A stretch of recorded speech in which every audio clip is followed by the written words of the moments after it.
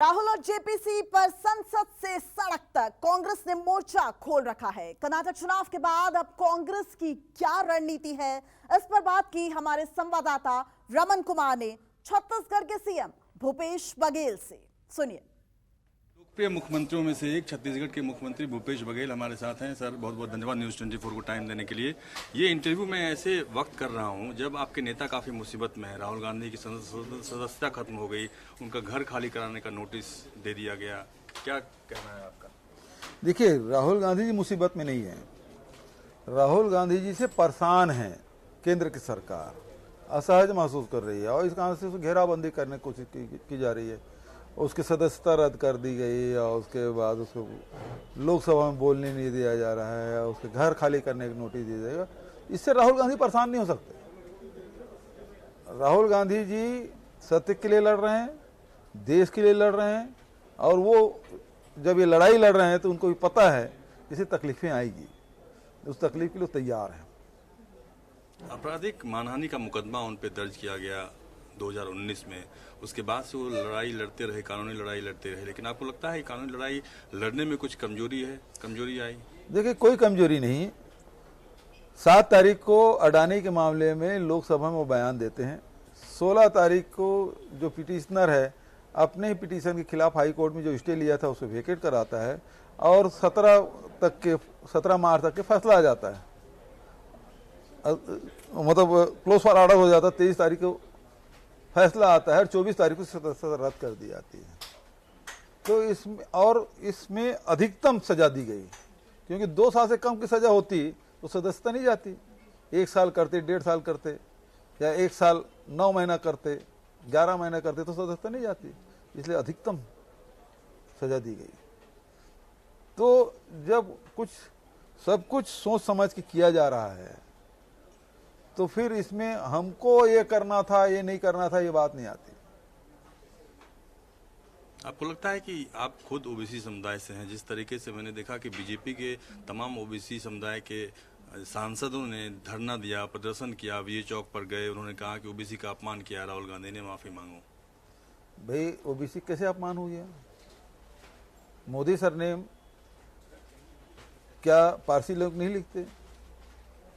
क्या upper class नहीं लिखते? क्या मुसलमान नहीं लिखते? तो उससे पिछड़े वर्ग का अपमान कैसे हो गया? पिछड़े वर्ग से मैं आता हूं। ठाकुर रमन सिंह जी राष्ट्रीय उपाध्यक्ष भारतीय जनता पार्टी के, मुझे छोटा आदमी कहते हैं, छोटे सोच के कहते हैं, मुझे चूहा, बिल्ली, कुत्ता इस नाम से संबोधित करते हैं। तो पिछड़े वर्ग का अपमान नहीं हुआ? और 2019 का मामला है भाई। आज 2023 में जागने के पीछे क्या है? इसलिए जाग रहे हैं क्योंकि आपको अडानी का मामला सामने नहीं आना देना चाहते, इसलिए आप ये कर रहे हैं। अडानी का मामला है, अडानी के मामले कानून बना देना चाहिए कि इस मामले में कोई चर्चा नहीं होगी। कानून बना देना चाहिए। हाँ, अडानी के बारे में कोई सवाल नहीं पूछा जा सकता। ये रेजोल्यूशन पास कर देना चाहिए भारत सरकार को लोकसभा में, क्योंकि सवाल पूछे तो सब परेशानी में, जो भी सवाल पूछे वो परेशानी में। अडानी के मुद्दे पे राहुल गांधी का भाषण लोकसभा में था, काफी चर्चा हुई उस बात। एक्सपंज कर दिया गया। तो वही कर रहा हूं, तो पारित ही कर देना, तो लोकसभा भी आराम से चलेगा, राज्यसभा भी आराम से चलेगा, किसी की सदस्यता नहीं जाएगी, किसी की सजा नहीं होगी। तो एक बार बना दे कि अडानी के बारे में देश में कोई सवाल नहीं पूछा जाएगा। जब ये जजमेंट आया उसके बाद राजनाथ सिंह का एक बयान हमने देखा। उन्होंने कहा कि शस्त्र से ज्यादा असर होता है शब्द का। हमने देखा कि विदेश में जो राहुल गांधी का भाषण हुआ उस पर काफी ज्यादा बवाल मच रहा है, पार्लियामेंट के अंदर मच रहा था। सदस्यता जाने से पहले तमाम विपक्ष, बीजेपी के सांसद कह रहे थे कि राहुल गांधी माफी मांगो। तो बोलने में राहुल गांधी से कुछ स्लिप ऑफ टंग हो जाता है क्या? राहुल गांधी जी क्या बोले कि लोकतंत्र है कमजोर हो रहा है, और हो रहा है। सेंट्रल एजेंसी जिस प्रकार से दुरुपयोग हो रहा है, न्यायालय को जिस प्रकार से लोग धमका रहे हैं, कानून मंत्री धमका रहे हैं कि विपक्षी भूमिका ना निभाए, और जितने भी विपक्षी दल हैं उसको दबाया जा रहा है, कमजोर किया जा रहा है। तो क्या है ये? यही बता रहा है ना कि लोकतंत्र कमजोर हो रहा है। और देश के प्रधानमंत्री विदेश में जाकर कह रहे हैं कि देश भारत में पैदा होना दुर्भाग्य की बात है। ये अपमानजनक नहीं लगा भारतीय जनता पार्टी शासन को? उसमें चुप हैं। कि हम यदि भारत में जन्म लिए हैं, देश में जन्म लिए हैं, तो हम लोग, हमारा दुर्भाग्य है। ये प्रधानमंत्री एक बार नहीं 2-2 बार बोले हैं विदेश की धरती पे, तो भारतीय जनता पार्टी के नेताओं की आत्मा नहीं जागी। विपक्षी एकता की बात काफी हो रही है। राहुल गांधी की संसद सदस्यता जाने के बाद हमने देखा कि अरविंद केजरीवाल अमूमन कांग्रेस से मतभेद रखते हैं, लेकिन उन्होंने सपोर्ट किया। ममता बनर्जी की पार्टी टीएमसी भी साथ आई। आपको लगता है कि एक माहौल विपक्षी एकता का बन रहा है अब? देखिए, जहाँ तक केजरीवाल जी की बात, कांग्रेस से लड़के वो सत्ता में आए, जब उसके पास बहुमत नहीं थी तो कांग्रेस के समर्थन से सरकार भी बनी।